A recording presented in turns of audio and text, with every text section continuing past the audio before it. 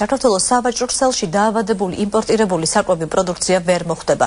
შემოსავლების სამსახური დღეს განცხადებას ავრცელებს, რომლითაც იმპორტიორებს აფრთხილებს არ დაუშვან დაავადებული პროდუქტების შეძენა და ქვეყანაში შემოტანა. როგორც ცნობილია, 6-დან 11 თებერვლის ჩათვლით საბაჟო გამშვები პუნქტების სარფისა და ვალეს დავლით საქართველოში სხვადასხვა იმპორტიორის მიერ 300 ტონამდე კარტოფილი შემოვიდა. ფოტოსანიტარული სასაზღვრო კონტროლის დროს აღმოჩნდა, რომ პროდუქტი ეგრეთ წოდებული კარტოფილის ტიბოთი და საკარანტინო მიკროორგანიზმით იყო დაავადებული. ასეთი საქონელი განადგურებას ექვემდებარება, ან უნდა განხორციელდეს მისი უკან ექსპორტიორ ქვეყანაში დაბრუნება. ჩვენ ოფიციალურად გადაუგზავნეთ თურქულ მხარეს დოკუმენტაცია, სერტიფიკატები. პირველადი ზეპირი განცხადებით თურქები ამბობენ, რომ შესაძლოა საქმე ეხებოდეს დოკუმენტაციის გაყალბების ფაქტს, თუმცა ვიმეორებ, ჯერ ჩვენ არ გვაქვს მათი მხრიდან ოფიციალური განცხადება. იმპორტიორებს უკან გაბრუნებაზე გამოწერილი აქვს ეგრეთ წოდებული აღრიცხვის მოწმობა.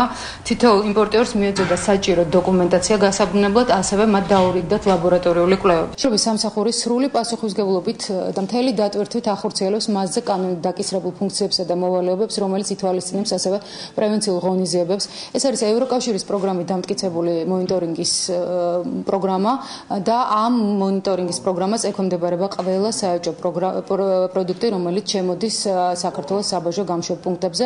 შესაბამისად ვაცხადებთ, საქართველოს სავაჭრო ქსელში საბაჟო პუნქტების გავლით დაავადებული პროდუქტი ვერ მოხვდება.